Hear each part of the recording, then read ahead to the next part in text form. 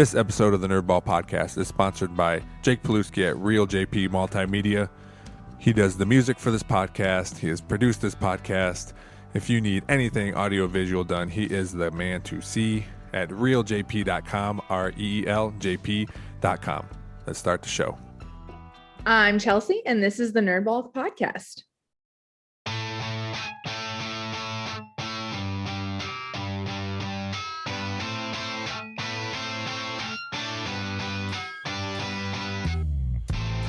This is the Nerdball Podcast with Lorenzo Melcher. All right, Chelsea, thanks for coming on the podcast. I need a workshop that beginning. I always say, hey, thanks so-and-so for coming on the podcast. I don't know what else to say, though. No, I like it. It's your thing. Here we go. We've known each other for a while. I've known your family for a while, and I'm best friends with one of your cousins, Adam. And before we get into what you came on here to talk, I do want to ask you, like I asked everybody else, what is something you've really been into lately? You've been nerding out about, if you've been cooking a lot more, or if you are, looking at movies or books, or you've been playing with Legos or whatever. Like, what is your nerd out thing that you've been doing? I've been definitely nerding out lately. I've recently been getting into fantasy books, which is something I never was into before. And I started reading, they're fantasy romance books. Got it. Okay. All right. That was the first thing that popped in my head when you said it. So I didn't want to go out on that limb though.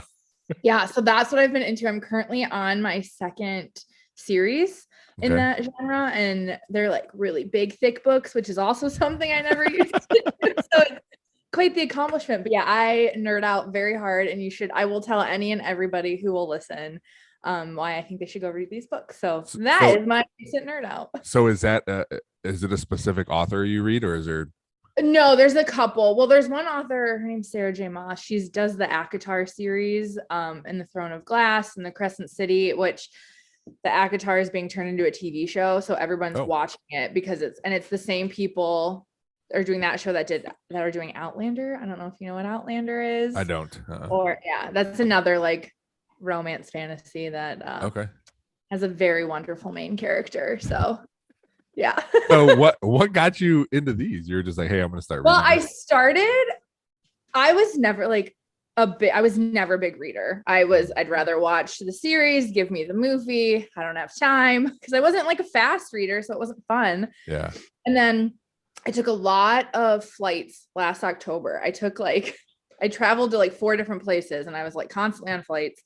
And so I just took a book and I started, and then I don't know what happened, but I just became a very quick reader. I read like 6 books in 2 weeks and just kind of kept going. And then I, like the true millennial I am on Book Talk, if you will. So TikTok, Book Talk. Sure, so I kept getting these recommendations, and I was like, I've never read fantasy. It's like, whatever, everyone keeps talking about it. And I did. And then I liked it so much, I got John's wife, Stephanie, to read it with me. And so we've been nerding out. And so now we have our own little like miles apart book club we read. So that's been really fun. And yeah, we definitely nerd out together, but it's our happy time. So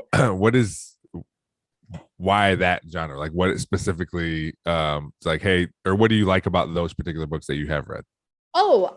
Because the romance is really nice and sweet, and it's not like the real world. So it's like, oh, this is so nice. You mean niceness can happen? Oh, yeah. So it's a little escape, you know? Mm-hmm. Yeah. Yeah. That's I've never been a huge reader. There was one summer or 1 year where I got put on ADHD medication, and I read so much. It was after high school. I wasn't in college, so I needed my mind was like, you got to do something here, man. And I read a lot of books then. But I think the good thing about that is it let me know like, well, you can read books and you enjoy it. So I'll do it from time to time, but even now it's like, I don't have time to read it. Right now I'm lucky where I have the time where I can just do what I want, and that is something I've been doing. But I also haven't watched TV aside from live sports since October because I've been so engrossed with my books. Like that's just what I'd rather do. Yeah. Like, oh, you watch this? I'm like, no, I don't watch TV anymore. I read my books. You're missing all the good Netflix shows. Yeah. Or Showtime. We just finished up Yellow Jackets on Showtime yesterday. My one friend keeps telling me about that. He's like, you need to watch this. He's like, I feel like you would love it. So it was. I will second the recommendation. It was really good, really All good. right. So in between fantasy novels, throw Yellow Jackets on. Okay, I'll throw it. I'll just start intermingling. So, well, there is a lot of love in that and romance in there. It's sometimes weird, but it's there, so you can still get that aspect of it. Yeah, it's a good time. Yeah. Another thing that's very intriguing to me is when you told me you live at home, which isn't the intriguing part, but you live at home with everybody. Yeah, so it's me, my parents, and then I have two younger brothers. We're 5 and 8 years apart. We are all home, and I am the oldest, and I'm gonna be 32. So it's been very interesting living at home with your adult siblings and your adult parents who thought they would have 0 children in the home at this point in their life, and now they have all of it. All of us. And we have 2 dogs too. My mom loves it. My dad is like, get out of my house. Yeah. So do they treat you all like you're still in high school or junior high? No, because I think we're all strong-willed enough where we're like, oh, yeah. No. And like, but we're respectful. Like my mom, she's so sweet. I mean, she stays up every night if one of us isn't home. And to be really? She waits for all of us to get home. Cause she's like, I just want to make sure you're all home and I want to lock the door. And I'm like, well, we'll lock it. So yeah, she is very sweet and still likes to stay up and make sure we get home okay. Does that put pressure on you to get home at a decent hour? No, absolutely not. Okay.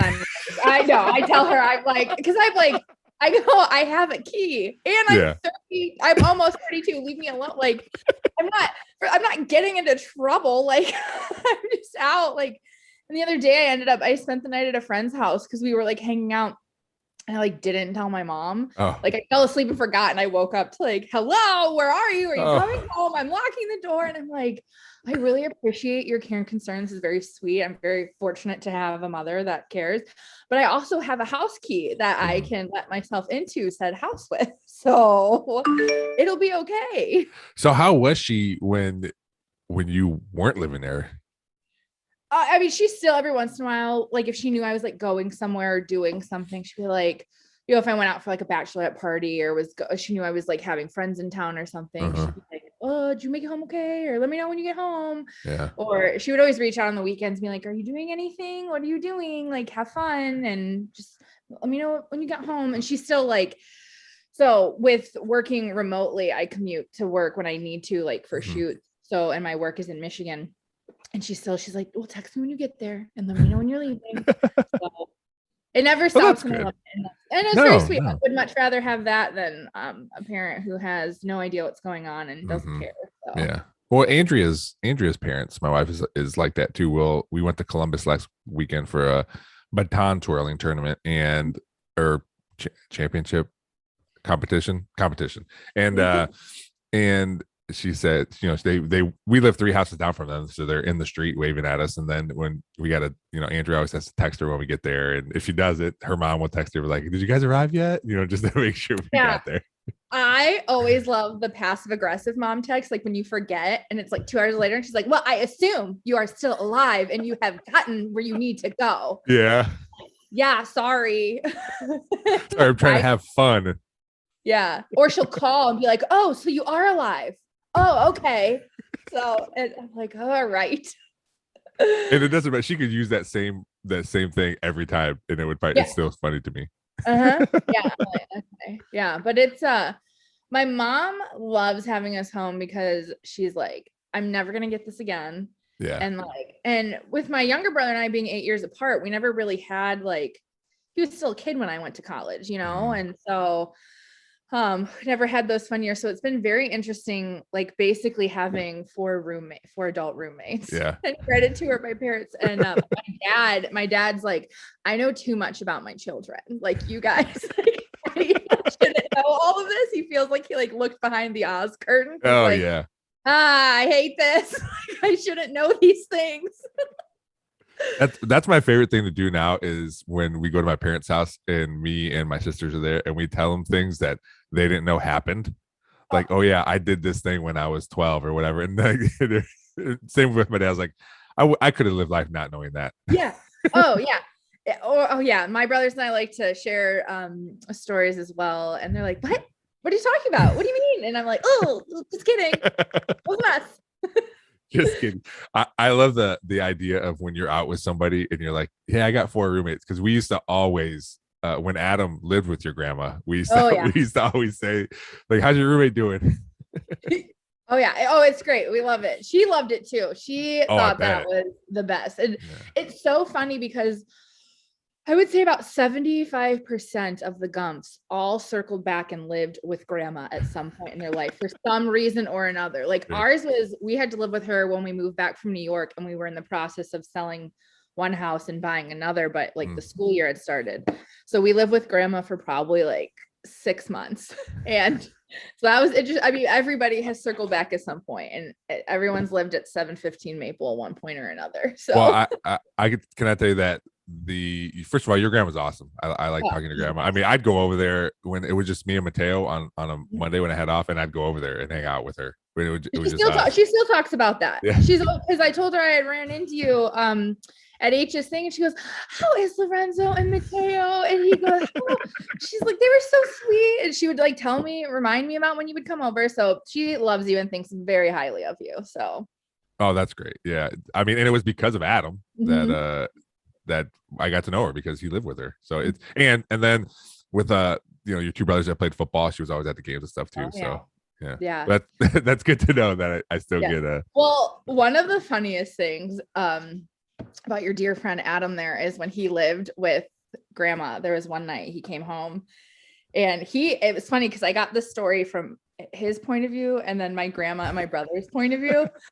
He said he came home like late, and he went to throw something away in the garbage, and there was like a possum in the garbage, and he goes, not my problem. And he said he closed it. Well, the next morning he had like told grandma like, hey, by the way, there's like a possum in the garbage. So she had Chaz go deal with it, because he like came over in the morning. It was like summertime. And so Chaz is like, I had to go out there. I'm like 6 years old. I have to knock this garbage bin over and like hold it up so this possum can crawl out. So, and grandma's just watching me from the top of the stairs, like, good job. And he's like, what? He's like, Adam knew it was out here. So, yeah. Oh, that's funny. Yeah, but it probably made everyone feel good that knowing that, hey, somebody's there with grandma all the time. Oh, I told her the other day, I was like, I'm moving in with you. She said, okay. At her new place, I'm just going to come move in with you. Like, I need a break. She said, all right. And that's the thing, is like, it was always so fun, like going over to sleep over at grandma's. Like, it was such a special thing, and it was fun. And she would take you anytime. Like, she is, if you look up in the dictionary, grandma, like her face is there. That's how my grandma was. We would go to my parents' house, because growing up, my parents had parties quite a bit, or they'd go out with their friends a lot. So me and my older brother and my younger, at the time it was just 3 of us, and it seemed like every weekend my grandma was coming to pick us up and going to. They live about 45 minutes away, and we'd spend the weekend over there. And I remember, it's so vivid. I remember driving home every Sunday listening to Casey Kasem in the top 40 on the radio, but we'd always go over there. The same thing, and she would go into debt just so we would have a good time. We would go to the arcade in Napoleon, I think, in the Napoleon Mall, and she would just hand us $5 bills after $5 bills, getting a handful of quarters, going to play. We'd give her all the stupid prizes you would win, and she just has a lap full of junk that we could probably just throw away, but she was our Christmas list, everything we would put, put anything on it, she'd get everything.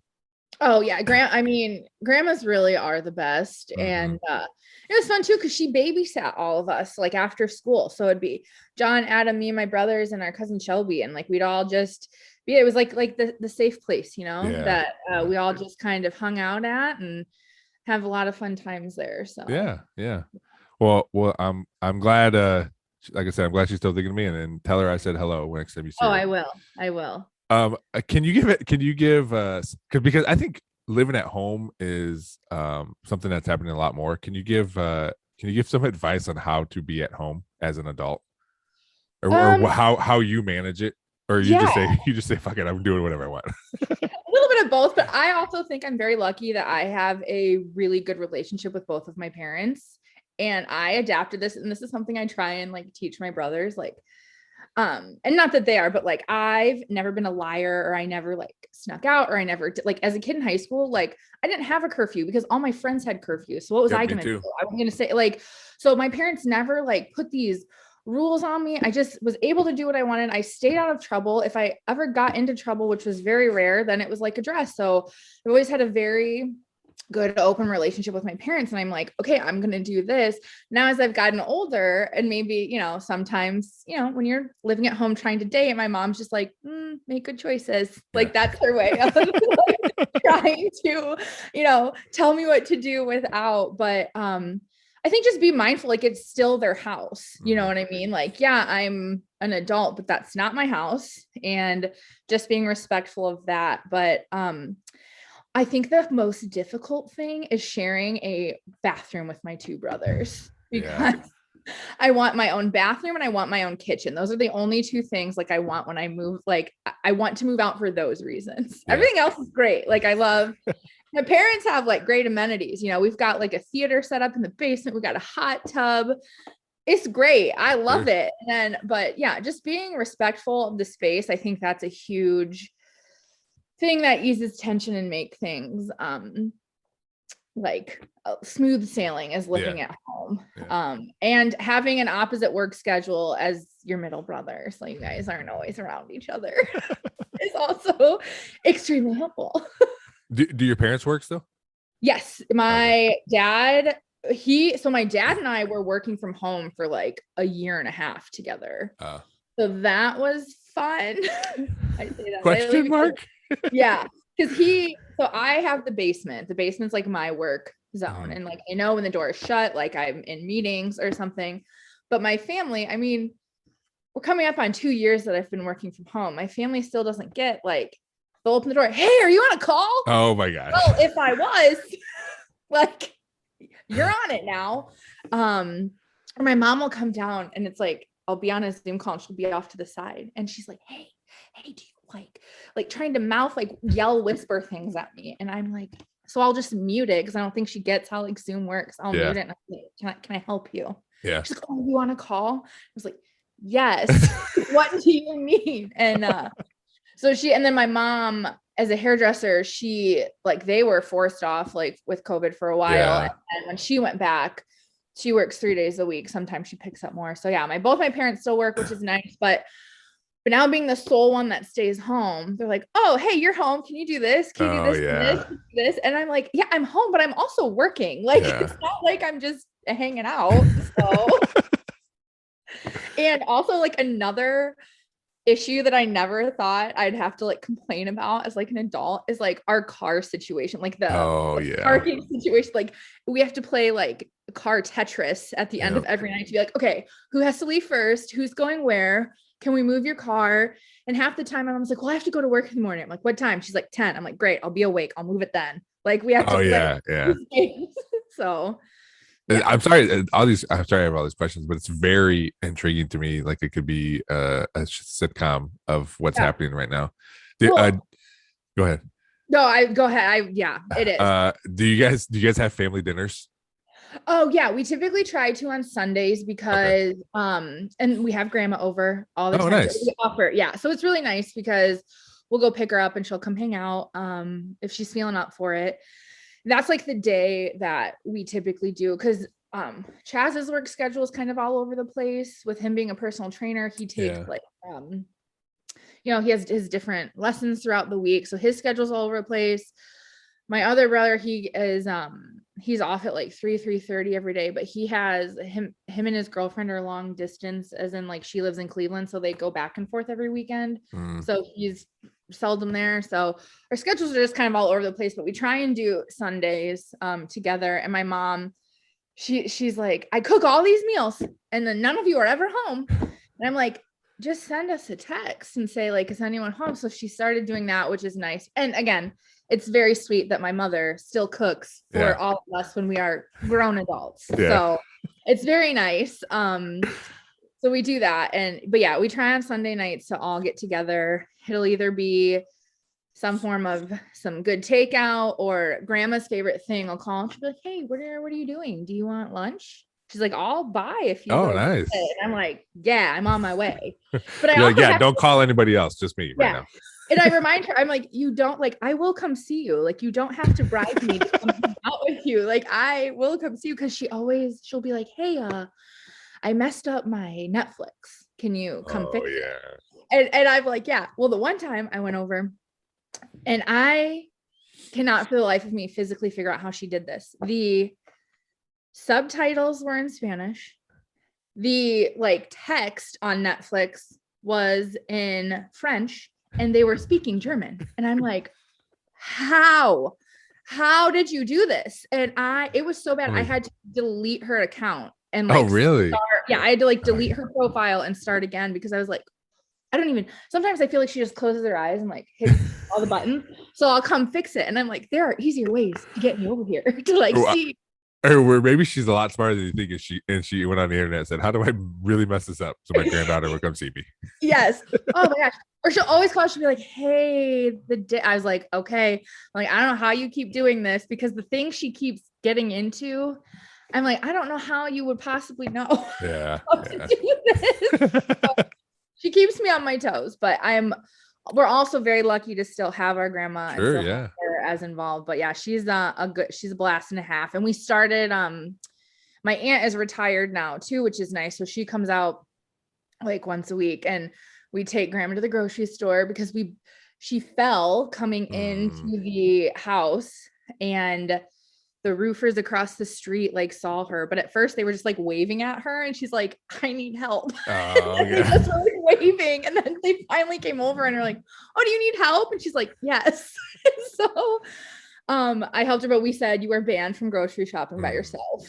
Someone needs to be with you. And there's enough of us now that either work from home or have a day off during the week that we can take her. So was that something your grandma was like, no, I want to keep, was it like a hard thing? Oh, or was heck she's no, like, she loves it.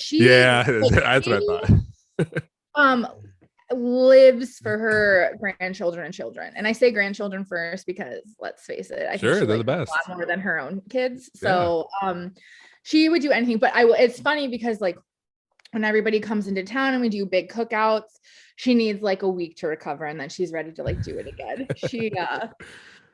So that's how my grandma is. My grandma lives with my parents, and she has her own little room upstairs, and she gets her meals brought to her. She gets helped out of bed. She gets help to go to the bathroom, all this stuff.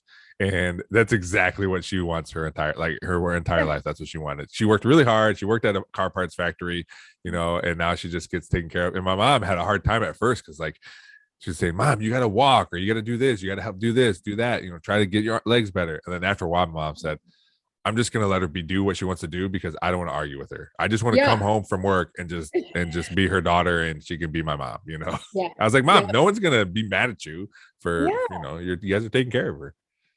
I know it's because I think too, like, I'm also very fortunate that my grandma's still like sharp as a tack and can get around, and not like the fastest. She's not speed racer or anything, but she gets around. But I think it's also too that like if something ever did happen, that she would probably come live with us out of everybody that's excuse me around. So but she loves it, and she's always like, oh, like if I like drop something off, or we always pop in and out just to check on her, and she's like, oh, can you stay?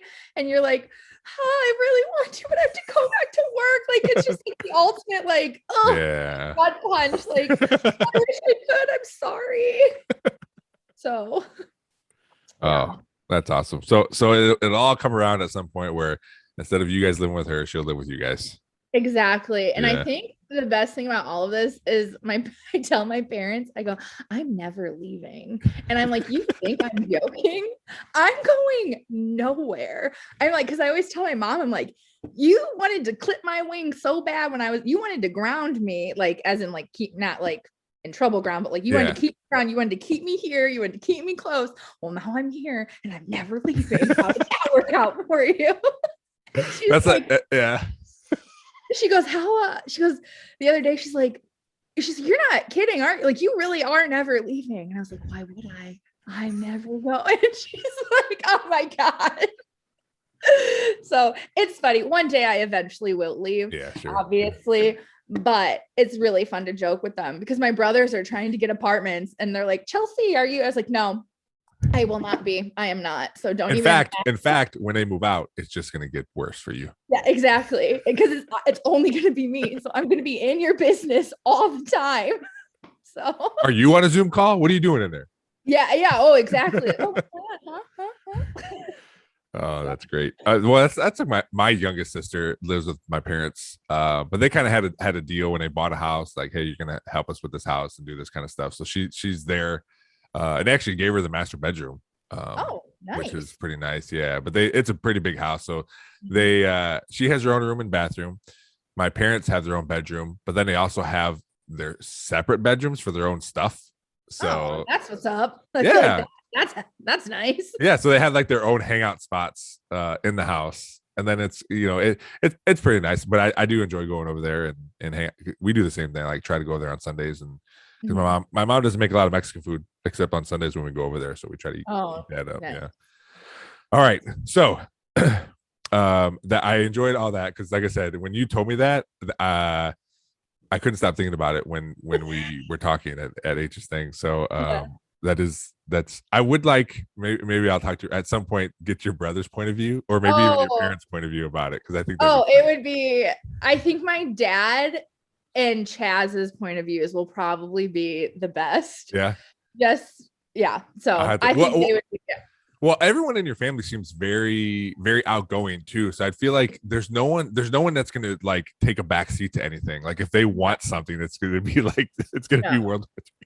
I think one of my favorite things about like this whole thing that has happened is I'm gonna put him on blast here for a second just because it's so funny and like ridiculous. And this poor girl, Bennett tried to pawn my parents' house off as like his own, like that it was his. No. And he obviously got caught that it wasn't his. And he's like, oh yeah, my room's in the basement. Like I was like we're all there. And like my mom was there in the morning. And he's like, I was like, why would you clearly your ass cannot afford this house. Like, what are we doing? So it'd be one thing if it was like he lived with one parent, you know, but there's a family there. A whole family.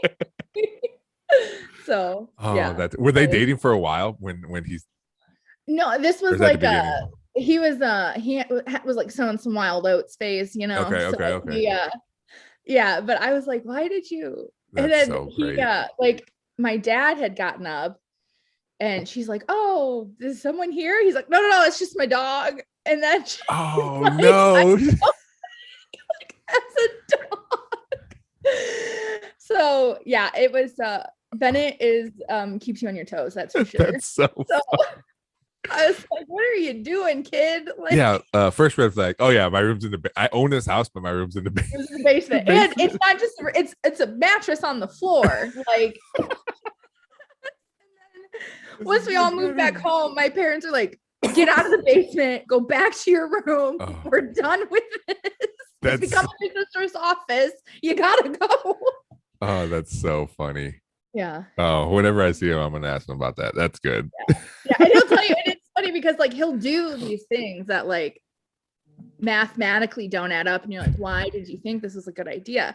Yeah. And then after he's like, yeah, that probably wasn't the best idea, but whatever. He owns up to it, but it's like the process to get to that point. But then after he's like, this probably wasn't the smartest thing to do. You think? Well, he's thinking. I mean, I guess he's the perfect person for that kind of stuff because afterward, it's like it didn't happen, and because he's just like, well, whatever. And when he couldn't, but I don't forget anything. So I'm like, hey, when I haven't stirred the pot in a while, I'm like, hey, do you remember that time you did this? And he's like, oh god. Oh, that's so funny. Yeah. All right, so, I guess on that same vein, because I was going to ask you, how do you go about dating when you're living at home? Well, I have, since I've lived at home. I mean, everything has to be an away game, right? Yeah. Oh, yeah. Yeah. There was one home game but it was because it was like somebody I knew. So, and like they knew okay. my family. So it wasn't like, it was fine. Yeah. But I'm also like, my father scares me still. Like my father, not scared, but like I'm very respectful of like my parents. And I'm also not trying to do anything that if I got caught by my dad, I would be mortified. Sure. So everything with that is an away game. So yeah, but it's interesting. Yeah, I would imagine that conversation has to start right at the beginning. Like, hey, maybe not saying like I live at home with my parents and my 2 younger brothers, but saying like, hey, let's just go to your place, or let's go out to eat, or let's not be here. Yeah, I'm very good at deflecting and like not letting it be brought up, but I'm also like it's not something I'm like ashamed of, or like, oh my God, I live at home, because in my mind, I'm like, I live at home, I save a shit ton of money, I don't buy my groceries, I have a hot tub, like it's great. I have a driveway to park in. So really, you just need to find the perfect guy that likes all that stuff. Yeah, right? It's like, oh, all right. So, but I will say that when COVID first happened, which is the whole reason I moved home, I was living in Michigan. Mm-hmm. COVID happened. We got sent home for like that 2 weeks. Oh, and then I never obviously went back, and I told my boss, I was like, look, I'm not going to keep doing this back and forth. Like if I move home, like I'm never coming back into an office. If you guys get an office in like 8 months, when we thought, LOL, that was going to clear up too. Yeah. So they were like, fine. So then we just went full remote. My company only has 6 people. And I was kind of seeing this guy who worked in Michigan, but also lived in like Haskins. So it was kind of perfect. So it was nice. He ended up being a really horrible piece of doo-doo. So, dating him in the beginning was interesting because he had his own place. So I just was like, I'm coming to you. Yeah. But then after horrible doo-doo head, I took a break from dating, and you just dated yourself for a little bit. Exactly. I bought all the books. Well, it was funny. I bought all the books. All the books. Because John called me like during COVID. Like John, I would FaceTime with them. Yeah. A lot to see the kid and catch up with them. And he's like, when are you gonna get married? So we had like an excuse to come up, and I picked up a book, and it said, single is your superpower. I said, this is where I'm currently at. So don't, unless you want to like arrange something for me, like don't hold your breath. Single is your superpower. Yeah. So when you've been through the ringer, you'll try anything. And then, so took a pause from that. Wait, before we move on, you don't have to talk about it if you don't want to, but what made this guy horrible? And how long were you dating this guy? We met December of 2019, talked for a few weeks, went out on a date in January. Like I kind of was like blowing, like I was like, I'm not really interested. And then he kept like, he was consistent with the reaching out. So I was like, fine. And we had like a fabulous first date. And then we just kept hanging out, but it was just like his inconsistency, and like he just was very inconsiderate. He also had a kid, which is fine, but like he would always like, it just was difficult. It was difficult. And he just was, just think of like one of the most awful things you could do to someone. And that's like kind of how he was. And I just was like, not for me. So, all right. So cut that off, was done with that. And he also like, had a lot of issues. He was a Marine, I think, and saw some combat. So we had some like PTSD. Oh, issues. sure. Yeah. I didn't like realize until after. So I was like, good luck. I hope you, but like this situation is enough for me. Well, yeah, you got to look out for yourself at that point. Yeah. And it got to and it was like one of those things where like very early on, I like saw red flags. I was like, I'm not like, I just feel weird. But then part of me was like, am I just like ready to like pump the brakes so fast because like I haven't dated in a minute and I'm like just getting real, I'm just like edgy, Or like, should I just like chill out and give him a chance? And I'm like, my friends were like, yeah, give him a chance. And then I did, and it ended horribly. And I was like, I'm never listening to anyone again. I'm never giving chances. Good night. No, I was like, anytime I see a hint of a red flag, goodbye. Yeah. And yeah, so that happened. So then I kind of took a hiatus. And then in the fall of 2020, I was like, you know what? Let me try this dating thing again. And the most annoying thing is like the way our generation dates is through a phone. Like you don't meet people organically anymore. And if you do, it's because someone's like knows somebody and like is, you know, putting in a good word. But you're walking around like, oh, you wear the same mask as I do. Yeah, exactly. Yeah. That's another wrinkle that you got to throw in there too, is that for dating during the pandemic. Well, that was like the other, like, it was like, okay, dating. And now with this and like trying to find somebody that maybe lined up with like your thoughts on everything. Yeah. Like, that was kind of difficult too, because also the bad doo-doo head like didn't believe in COVID, thought it was fake. And I was like, oh, okay, well, all right. There's another red flag. Yeah, exactly. I was like, okay.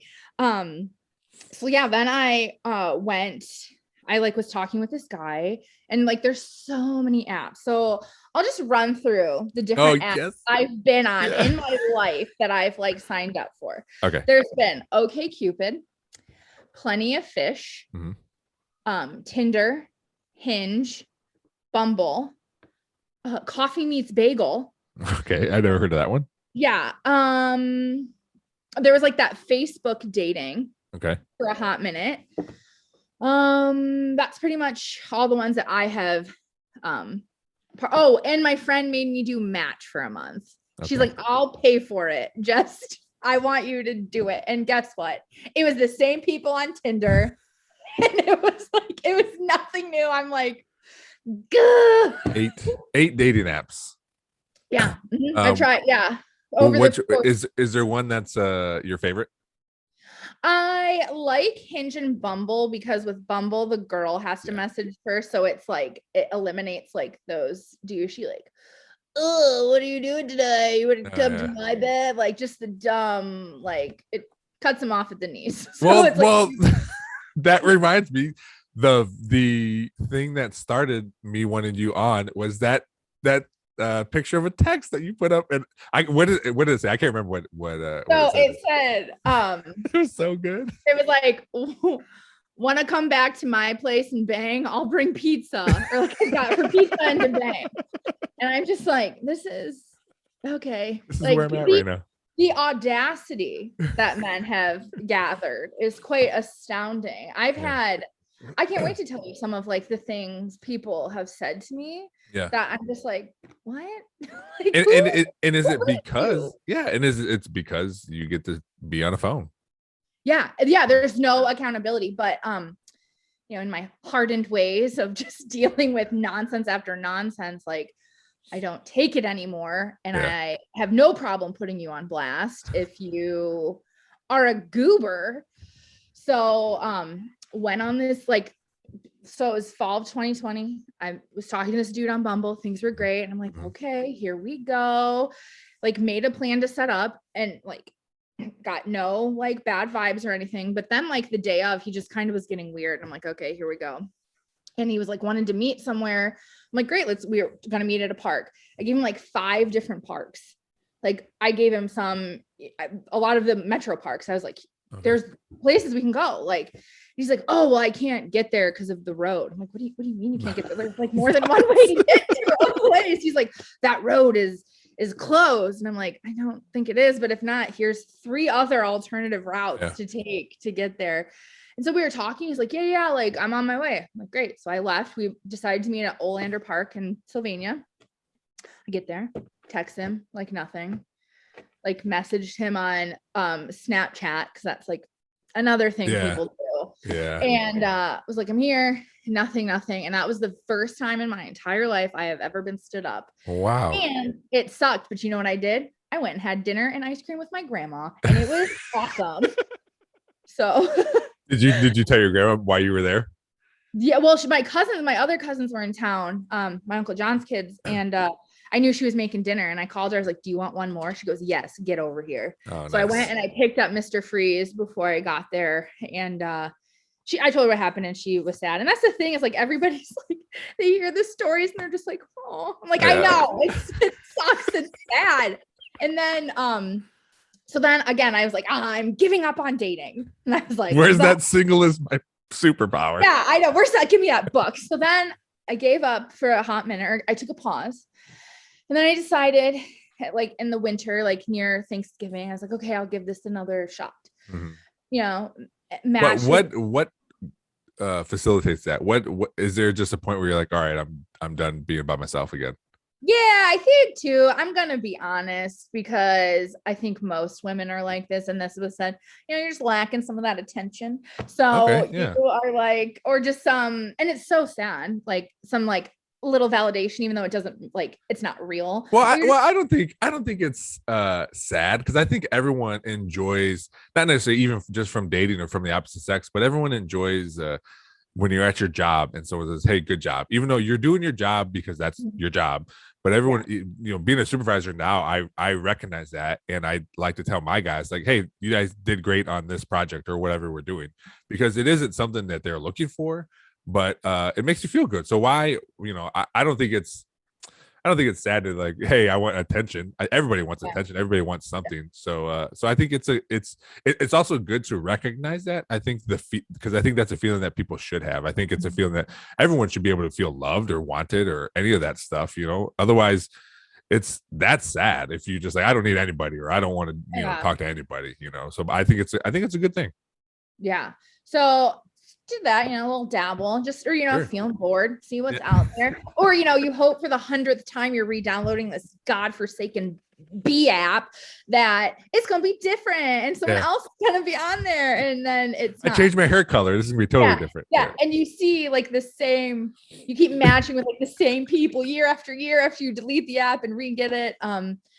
So matched with this dude, we were talking, it was really great. And I was like, oh, okay. And so, we planned to like go. We talked for probably like a month and a half. And then we finally made plans to go on like a date. So we did that and it was fine. Mm-hmm. But then like we're on the date and the very first like thing he says to me is how, or like once, we make the introductions and we're talking and he tells me where he's from. And I'm like, oh, I have a friend that like went there. Do you know so-and-so? And he's like, oh yeah, her and I used to make out in the parking lot. Oh my God. I'm like, why do I? Don't say that.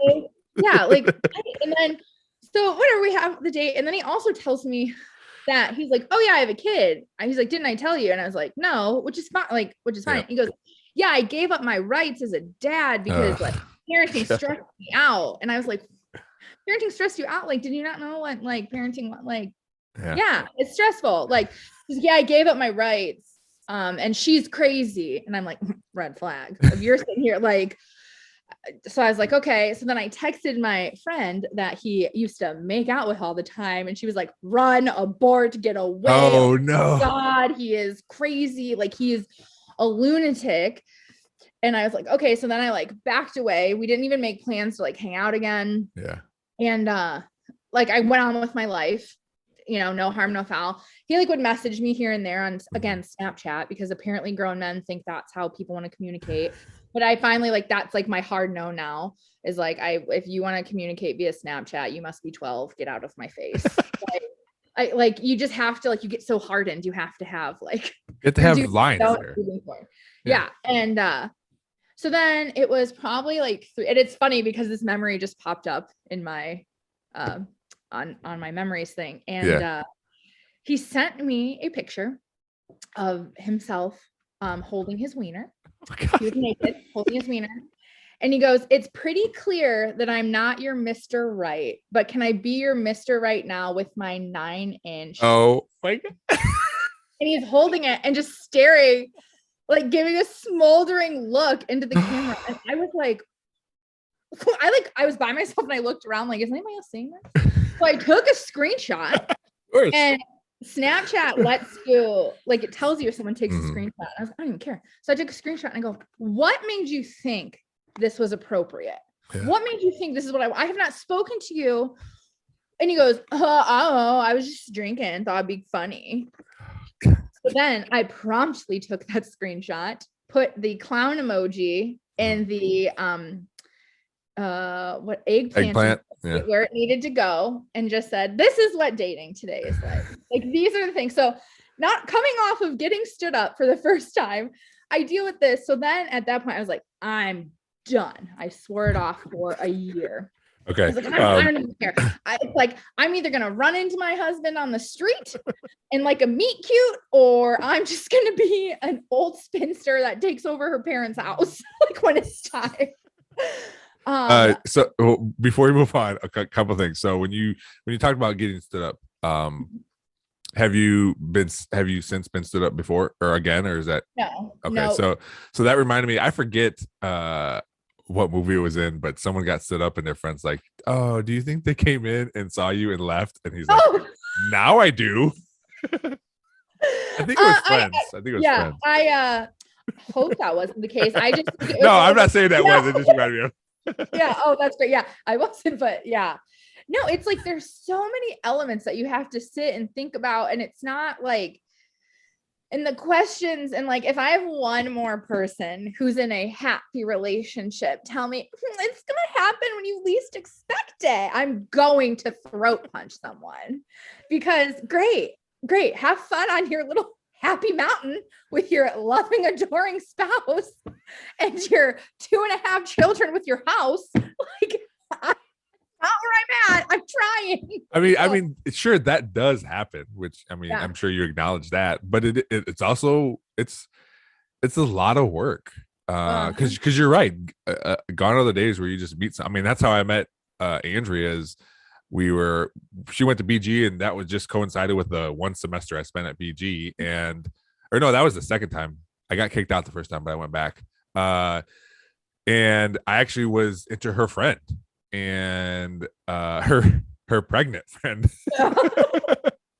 But you know what whatever happened, and me and her started talking. But that doesn't happen a lot anymore. And we were in college where it's normal to be around groups of people a lot, you know. So that part of that aspect is out when you're just when you're not in school anymore. Now it's like, how often do you get together with like 5 friends and you're like, hey, let's go hang out or whatever, you know? Well, and the other added thing is, I thought of this the other day, which was just like another gut punch, is literally all of my friends that I would consider like close friends that I actively do things with or actively see and communicate with. Every single one of them is either married, engaged, or in a committed relationship. So then I'm like it's, you guys don't have like, it's not like you're hanging out with single people. And if you are, it's like your weird cousin with like a limp, like, you know, like just fine. Like that, nothing's wrong with limps. Got it. Yeah, nothing's wrong with it. But you know what I mean? It's like not, I should say, just not someone I'm looking for. And can I do want to clarify something. Her pregnant friend was not in a relationship at the time, so I just want to put that out there. Okay, so but yeah, let's go. Disclaimer. Yeah. But I think like one of the biggest like kind of wake up or like things I realized and like that kind of changed my mind frame with dating, because I think you have to like go through like really crappy things to realize like, or I guess going through the crappy things makes you realize maybe more what you want, or like how strong of a person you really are, or different things. But there's this guy, and we met like out in public. It was great. Like, it was like, I was like, oh my God, is this our meet cute? Like, I went up, it was St. Patrick's Day in downtown Toledo. It's like 2018. I like went up to the bar, and this guy was sitting there, and he had like a Steelers hat on. Sure. So he like, we like looked at each other, and we just like started talking, started like shooting the shit, and it was great. And then it was like, we went our separate ways, but then we kind of like kept finding each other throughout the night. And then his friend worked for the radio station. So then, and I was there with all of my like news girls, and like they were on the show. So we were all hanging out. And so we kind of hung out the whole night, and it was fine. It was great. And then like, I ran into his friend again, and he's like, hey, so-and-so was asking about you. And then, so I finally like, being the bold, not shy person I am, messaged him and was like, heard you're asking about me. Like, I'm right here. Like, why don't you ask me out? Like, what's up? Like, I'd be so scared. Yeah. I'm like, you said, he's like, all right. So like, I gave him my number, and then like, I didn't hear from him. I'm like, okay, I gave you my number and you do nothing with it. Like, what's up? And so then he finally messaged me, like we hung out, and it was like really great. And like, I thought, like, in my mind, when someone asks you to come over, someone cooks you dinner, someone like someone meets you out for drinks. I'm like, oh, this is like, okay, we're dating, like that, like, not that we're like, or like we're going on dates, I should say. Obviously, like, we're in a committed whatever. Yeah. And then like all of a sudden he got like, I mean, he would call me every day. We would talk. He was like telling me like, how his day was, things that he was going through. Like, it wasn't, I was like, okay, this is like something like, all right, this is moving along. And like, at that point in my life, I was like, I want a relationship. Like, that is what I'm looking for. I'm not looking to like hit it and quit it. And like that, he kept trying to do that. And I kept saying like, no, like, I want to, like, that's not what I'm trying to do. And so he's like, cool. And then one day he called me, or like he disappeared for like a weekend. I'm like, what the hell? Like, this is weird. I was like, whatever. So I was kind of frustrated. And then he came back. He's like, I owe you an explanation. It's like, oh, this should be great. And he talked to me, and he led with, he's like, yeah, you just like, you've got a good job, your life, you've got your life together. He's like, you got a new car. And so he's like, I just don't think we can, like, I can like spend time with you. I'm like, wait a minute. Like, you don't want to spend time with me because like I have my shit together. Yeah. And he's like, oh, and I reconnected with my ex. And Oh, okay. I was like, oh, and not only that, like, he had been reconnecting with her the entire time. I thought we were hanging out. And I was like, and you're like, Grandma, you want some ice cream? She's literally. So it's like, and that was like, I was like, that was one of those things where like, it's flipped my mind where I'm like, oh, I'm not the problem. Like, you have your own issues that you were projecting onto me. Like I could not believe that someone complained about things that people actively look for in a partner. Yeah. Like, good thing, like good quality. Could you imagine being like, I don't want to date you because you're awesome? Yeah. Oh, you have a job that you like and you're happy and you have a car? Like, oh my, get away from me. I was like, oh, okay. So it's just been like a string of that. And I also like in college was like, and in high school, I felt like I was the girl that if I liked somebody and I like made it known I like that person, my friends like went after that person to be like, well, I can get them before you can. I'm like, oh wow, what is this weird? Like, why is this like a continuing trend? So my mom was like, quit telling your friends who you have like a crush on. She's like, well, let's like be done. Yeah. And then I realized like, and then you weed yourself out of people because girls are weird, man. Girls are weird and territorial when it comes to dudes. That so yeah, as dating today is weird. Sure. The thing is that everyone knows in my generation knows it's broken between the ghosting, the catfishing, the leading on, the I'm only going to communicate with you with an app where the evidence disappears after 24 hours. Like that's like the norm. And like, we all know it's broken. We all hate it, but nobody is trying to fix it. And like, nobody's trying to like be better. And I don't get it. And I'll admit I've been like part of the problem before. Like I've definitely ghosted. It's a lot easier just to ignore. And again, there's no accountability. You're behind a screen. You don't have to own up to anything.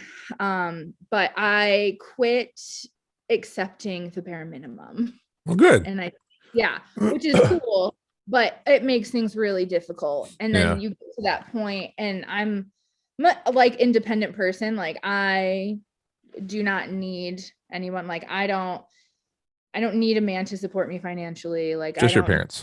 Just my parents. just my parents in the house. Yeah, I guess I should put that out. Like it is just like I live with my parents. I guess, but I do. I say this all the time. I said if my parents kicked me out today, I could live on my own. Oh yeah.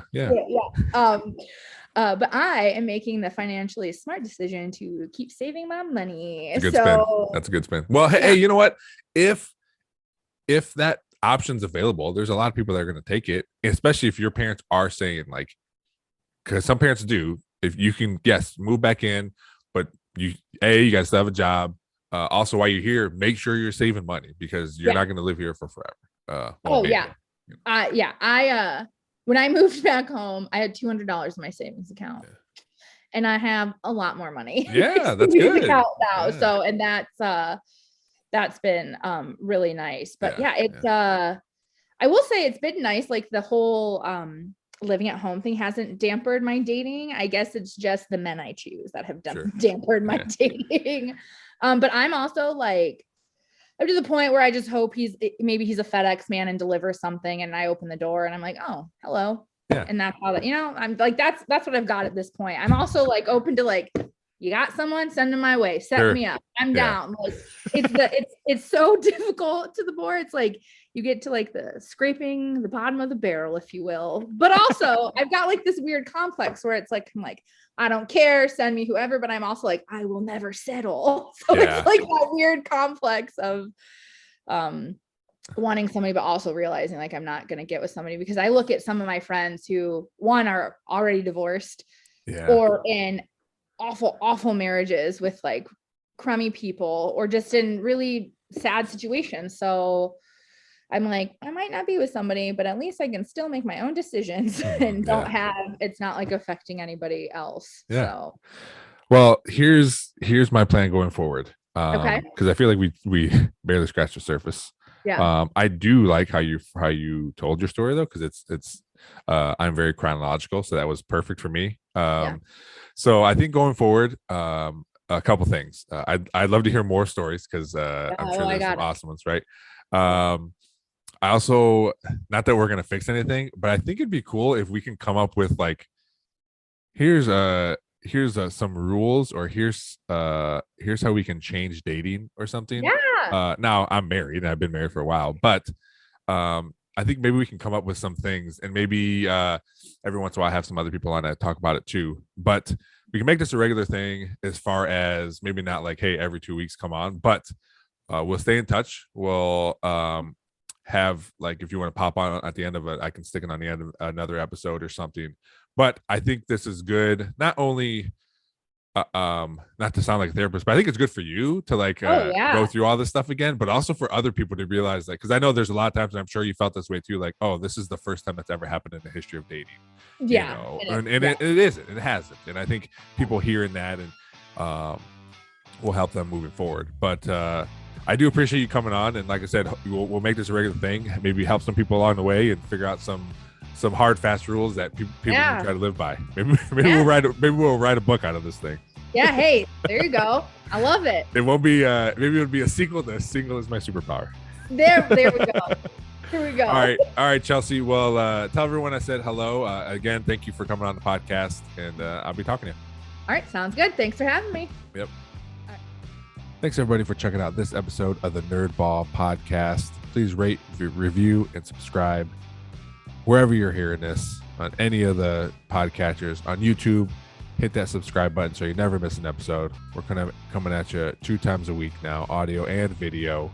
Check us out on all the social medias. Just search the Nerdball Podcast on Facebook, Twitter, Instagram, TikTok. We're out there. Gmail is the nerdballpodcast@gmail.com. If you want to shoot us an email, we'll be happy to get back to you. Thanks to Real JP Multimedia, Cuttlefish Graphics, Perrysburg Junior High STEM Lab, and Big Daddy Graphics for helping out the podcast. Thanks for listening. We'll see you next time.